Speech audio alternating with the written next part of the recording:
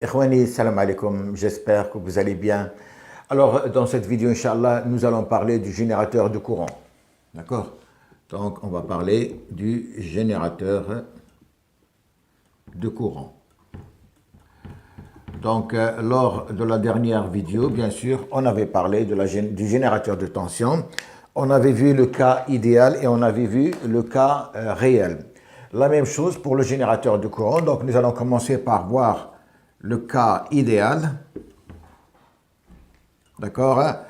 Alors, ce générateur de courant, il a comme symbolisation, donc c'est un cercle avec, d'accord, un trait horizontal comme ça, d'accord? Et puis, vous avez bien sûr les sorties A et B. Et ce générateur de courant, bien sûr, comme son nom l'appelle, il a, c'est-à-dire à ses bornes, un courant I, d'accord, ce qui est ici. Et ce courant, on l'appelle I0, d'accord, c'est le courant qu'il y a ici. Et bien sûr, entre les bornes de ce générateur, vous avez la tension UAB. La tension UAB. Alors, qu'est-ce qu'il y a comme caractéristique de ce générateur? Ce générateur, c'est-à-dire quelle que soit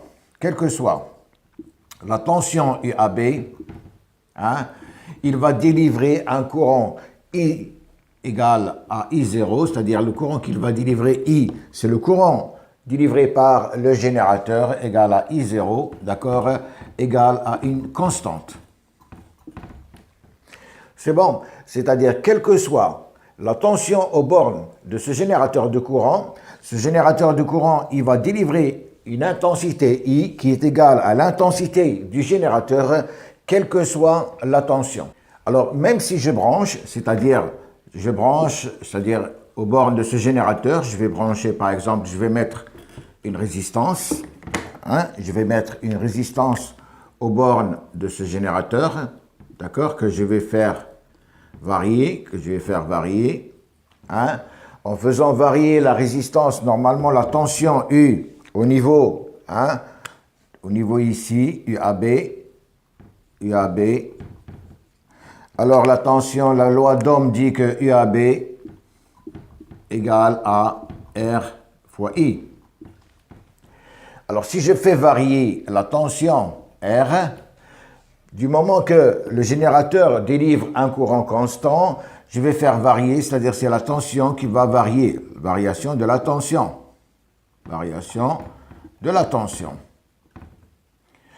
Donc en faisant varier la résistance R, le courant I va rester constant. Ça veut dire que pour que le courant reste constant, je dois faire varier, d'accord, la tension.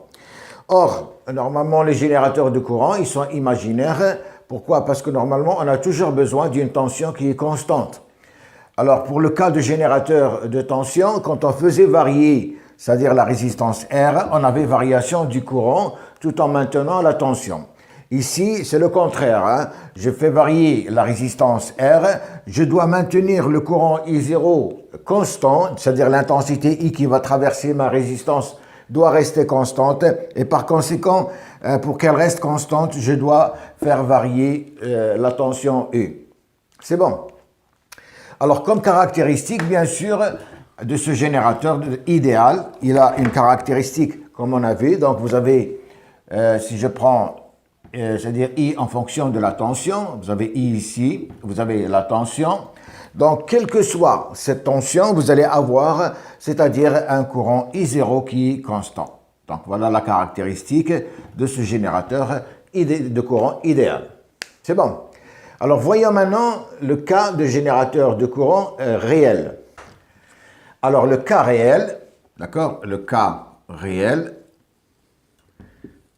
Alors comme pour le générateur de tension, c'est-à-dire ce générateur de courant, il dispose également d'une résistance interne, c'est-à-dire ici, je vais avoir I0, d'accord, et une résistance interne qui est également, elle est juste imaginaire, c'est juste pour faire les calculs comme on a déjà parlé autrefois. Donc je vais avoir ici, bien sûr, donc si je sors de mon générateur, voilà, hein, et ici, bien sûr, j'ai comme caractéristique de mon générateur, j'ai le courant I0, d'accord, ici c'est le courant I, ici donc I0 au niveau de mon générateur et je vais avoir la tension UAB à ce niveau. La tension UAB à ce niveau. Et bien sûr, ce générateur, il est équivalent à un générateur comme cela. Donc, vous avez votre générateur et vous avez votre résistance. À ce moment-là, cette résistance, donc ici A, ici B. Dans le cas de générateur de tension, on avait vu que la résistance, elle était montée en série à la sortie de mon générateur. Ici, elle est montée en parallèle. C'est-à-dire qu'ici, voilà, je vais avoir ma résistance R qui est montée en parallèle. Voilà, petit r, elle est montée en parallèle ici.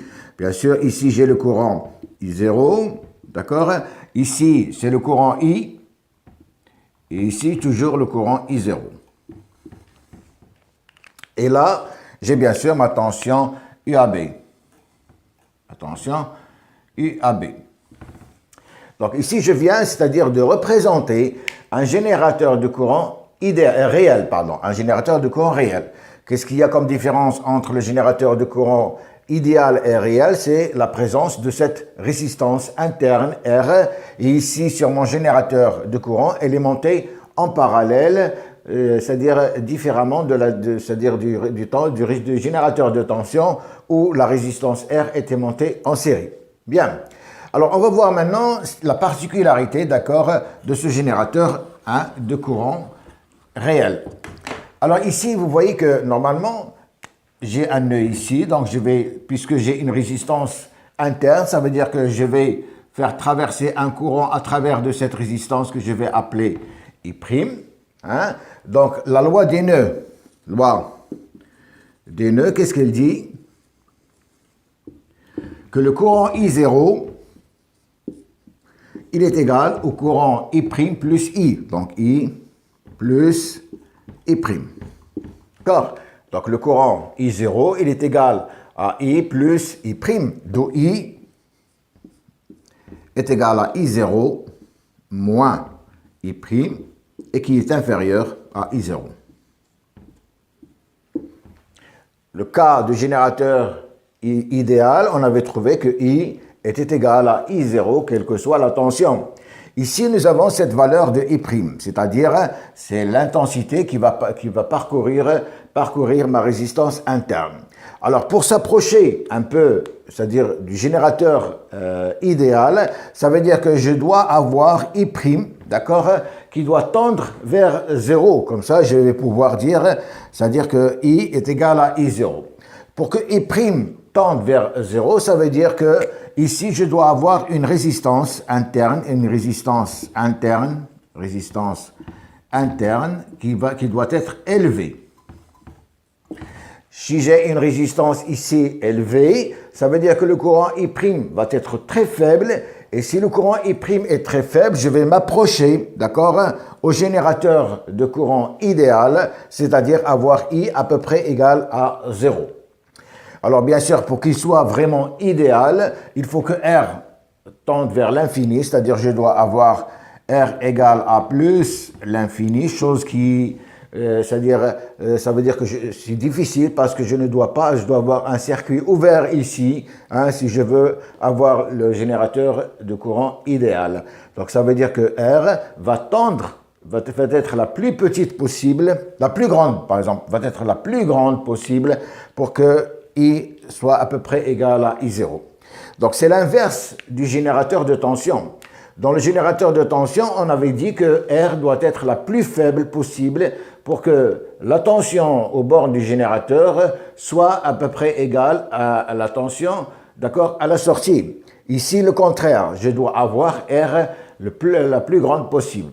Donc, si vous voulez choisir votre générateur de courant, vous devez le choisir à partir, c'est-à-dire, il faut qu'il y ait R doit être la plus grande possible. Pour le générateur de tension, elle doit être la plus faible possible. D'accord? Donc, voilà un peu, c'est-à-dire la caractéristique de ce générateur. Alors, bien sûr, ici, normalement, la tension qui va traverser R, c'est-à-dire la résistance interne, UAB, si j'applique la loi d'Ohm, d'accord, je vais avoir, donc je vais mettre un peu plus d'ordre ici. Donc, je vais garder uniquement, on a dit que I est égal à I0, d'accord, moins I'. I', c'est ce qui traverse, c'est-à-dire cette résistance interne. Donc, I', normalement, la loi d'Ohm dit que U AB égale à R, petit r, pardon, est égal à petit r, RI', hein, que je vais remplacer ici. Donc, I' est égal à UAB sur petit r. Et si je remplace ici, je vais trouver, d'accord, que I est égal à I0 moins U sur R. Ça, si vous voulez, hein, c'est la relation, hein, qui relie la tension, le courant du générateur et les courants, d'accord, à la sortie ici. C'est bon. Donc voilà un peu, c'est-à-dire pour les caractéristiques de ce générateur. Alors bien sûr, je peux tracer, hein, la courbe de ce générateur. Je vais la tracer ici. Alors si je prends mon générateur, c'est-à-dire la caractéristique du générateur réel, de courant réel, j'ai ici I et j'ai ici la tension. Donc si je mets, c'est-à-dire I égale à 0, si I égale à 0, d'accord, je vais trouver, d'accord, ici, donc si I égale à 0, je dois trouver une valeur ici de tension. Donc I, c'est-à-dire égal à 0, ça veut dire que je vais avoir ici I0 moins U sur R égale à 0. Ça veut dire que la tension U va être égale à RI0. Donc ici, je vais me retrouver avec une valeur de RI0 ici. Alors si par exemple, je prends la tension égale à 0, ça veut dire que I doit être égal à I0, voilà, I0, et je vais avoir une courbe de cette façon. Voilà, la droite qui définit, d'accord, qui définit, hein, le générateur, comment dirais-je, de courant. Bien, voyons maintenant une chose qui est très importante. Comme j'ai dit tout à l'heure, on travaille toujours avec le générateur de tension parce qu'on doit maintenir une tension qui doit être constante. Donc, nous allons voir comment passer, d'accord, d'un générateur de courant à un générateur de tension et vice-versa. Parce que, c'est-à-dire dans certains exercices que vous pouvez rencontrer, on va vous donner un générateur, par exemple, de courant et vous êtes obligé de le transformer en générateur de tension et vice-versa. Donc, nous allons voir comment faire cette transformation. Donc, je vais, c'est-à-dire partager mon tableau en deux. Voilà. Je vais prendre ici le générateur de courant. Et ici, je vais prendre le générateur de tension. Alors, mon générateur de courant, normalement, donc avec sa résistance interne, donc je prends mon générateur de courant, il a bien sûr ici les sorties A, B, j'ai ma résistance interne qui est montée en parallèle ici, voilà, ici j'ai le courant I0, ici le courant I. Et je vais faire la même chose pour le générateur de tension. Donc j'ai mon générateur, j'ai la résistance qui est montée en série, d'accord, voilà, voilà. Ça c'est, je vais appeler ça R', ici je vais appeler R, hein, pour faire la différence. Ici bien sûr j'ai la force électromotrice E, hein. Qu'est-ce que j'ai? Bien sûr, j'ai la tension UAB à ce niveau. UAB. Et la même chose ici, j'ai UAB. D'accord? Donc voilà un peu, c'est-à-dire la représentation c'est-à-dire du générateur de tension, et voilà la représentation du générateur, c'est-à-dire de courant.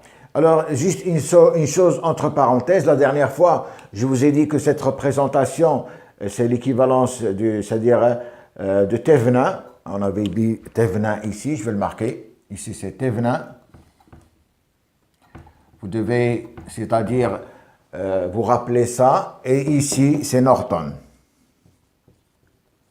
C'est juste à titre d'information. Hein. Le générateur de courant, c'est la représentation Norton. Le générateur de tension, c'est la représentation Thévenin. Donc, pourquoi je dis ça? C'est juste pour que vous le notez hein, quelque part. Comme ça, par la suite, on va parler de Thévenin et on va parler de Norton. D'accord? C'est bon, donc rappelez-vous que ici c'est Norton et ici c'est Thévenin. C'est juste à titre d'information. Bien. Alors, si je regarde un peu, c'est-à-dire les connus et les inconnus que j'ai, supposons que j'ai un générateur de courant. Ça veut dire que je vais avoir I0, d'accord, I0 et R qui vont être connus. Ils sont connus. Ici, je vais avoir, c'est-à-dire la force électromotrice et R', d'accord, inconnu. C'est bon, hein? Donc, j'ai un générateur de courant, je connais I0, je connais petit r, et pour le générateur de tension, je ne connais pas la force électromotrice et je ne connais pas R'. Mais qu'est-ce qu'il y a, c'est-à-dire entre ces deux générateurs, qu'est-ce qui les relie? Ils sont reliés par la tension qui est la même. Donc j'ai UAB, à ce niveau-là, c'est la résistance que multiplie I'. Hein, c'est le courant qui traverse ma résistance. UAB est égal à R et prime.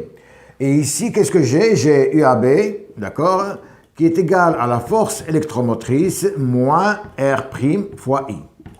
D'accord? Donc ça, c'est la loi d'Ohm pour mon générateur de tension. Et la loi d'Ohm pour le générateur de courant, c'est RI'.